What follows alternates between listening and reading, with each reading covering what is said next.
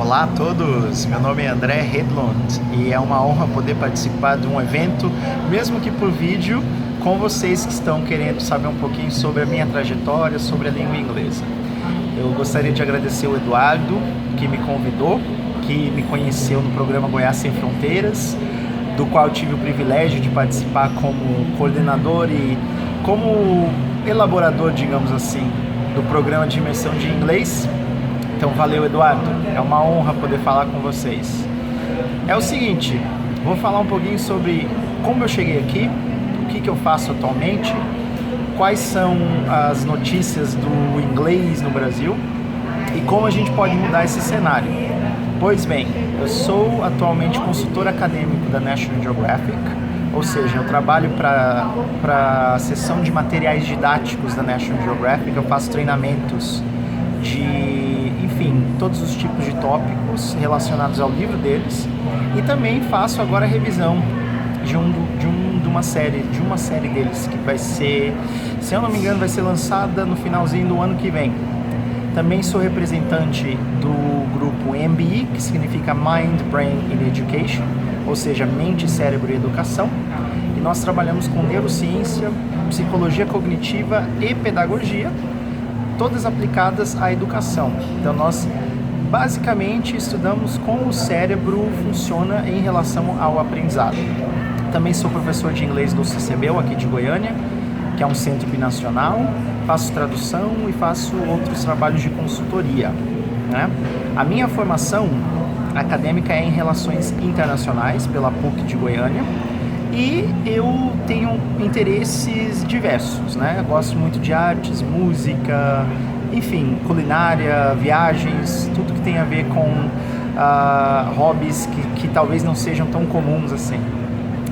A minha mensagem principal para vocês que estão participando do evento é o seguinte: o Brasil não está bem no departamento de aulas de inglês.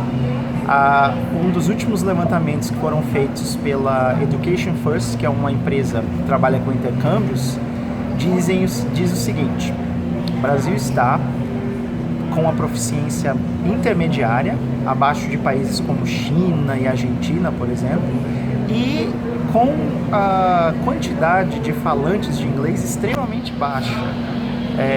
Eles colocam lá entre 1,5%, 1,8% e 5% da população brasileira falando inglês.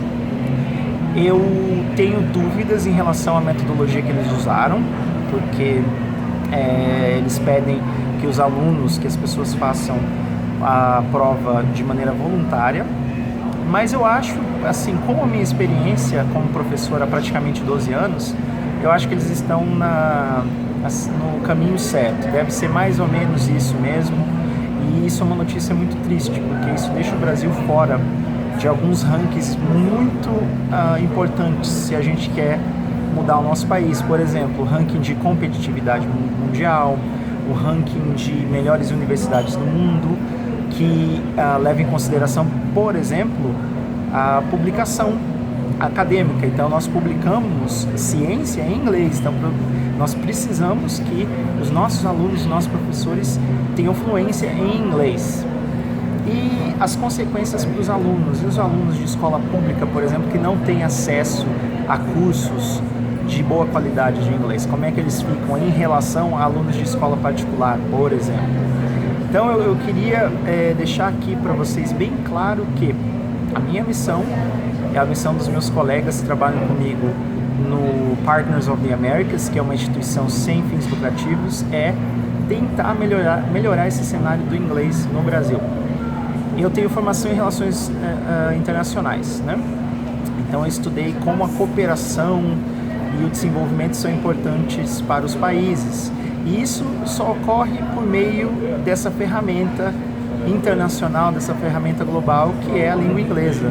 Então nós precisamos, pelo menos, dar a oportunidade de acesso para centenas de milhares, até milhões de alunos que precisam, quando saírem da universidade, eles precisam de algum tipo de apoio, de respaldo, para eles conseguirem uma colocação boa no mercado de trabalho. Por isso que o Goiás Sem Fronteiras é um exemplo maravilhoso de uma iniciativa do governo que pode dar certo, né? Eu também gostaria de falar um pouco sobre a minha trajetória com a língua inglesa. Então, eu comecei a estudar quando eu tinha 7 anos. Eu fiz praticamente a minha vida toda de aulas particulares, porque a minha família tinha condições.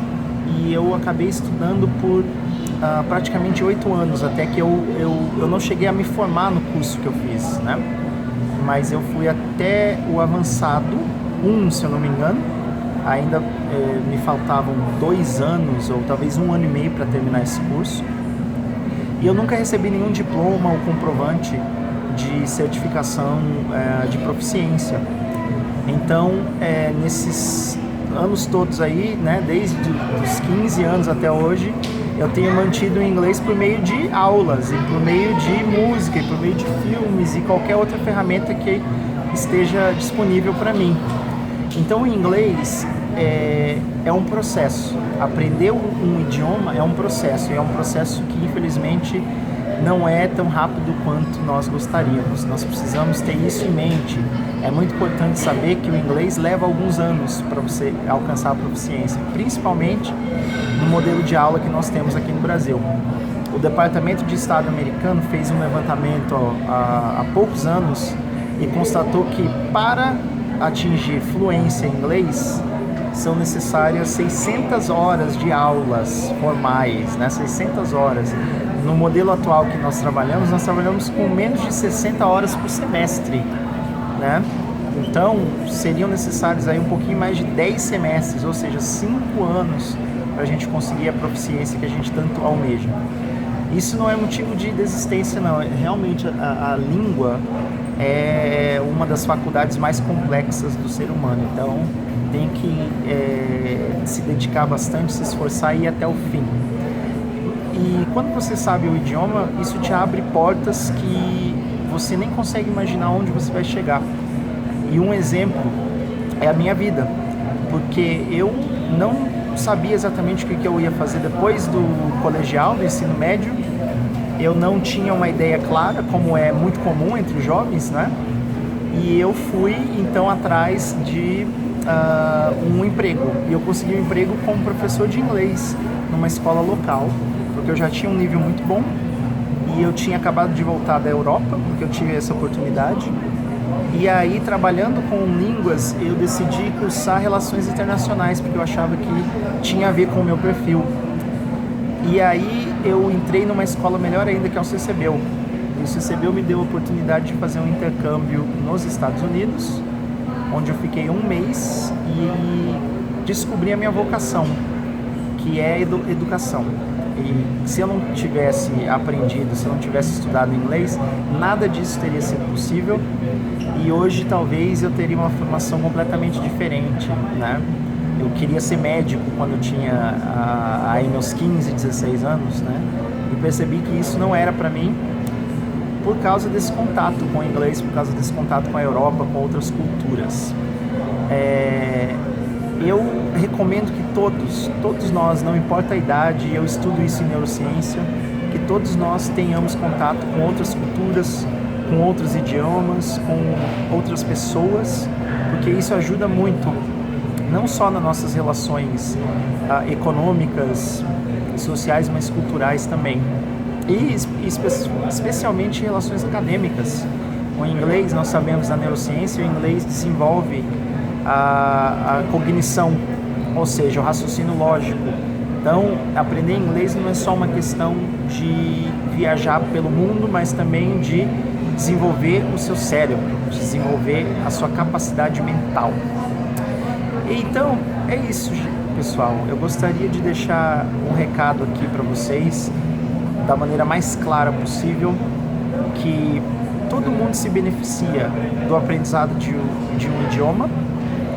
E, infelizmente, nós precisamos lutar muito para que a realidade do nosso país mude o acesso e as possibilidades aos nossos alunos, especialmente de escola pública. Só que nós temos também, né, se nós considerarmos um outro lado aí, facilidades de acesso a cursos praticamente gratuitos na internet. Então, nós podemos fazer curso até no YouTube, nós podemos nos conectar com pessoas via WhatsApp, Facebook, Instagram, enfim, são várias possibilidades. Então, comece hoje, faça inglês. Quem sabe o inglês vai te levar num caminho que te ajude a descobrir a sua vocação, a sua missão na Terra, como o que aconteceu comigo. E, infelizmente, meu amiguinho Mr. Trunk não está aqui, o Eduardo pode explicar para vocês, mas o Mr. Trunk é o nosso mascote, que representa essa busca por conhecimento fora do Brasil. E ele é um lindo elefantinho de pelúcia que está lá com o pessoal do Goiás Sem Fronteiras e volta daqui a um mês. Um grande abraço para todos e eu estou sempre disponível e espero que vocês levem em consideração tudo que eu falei hoje e invistam no aprendizado de um novo idioma, principalmente o inglês. Tchau, tchau!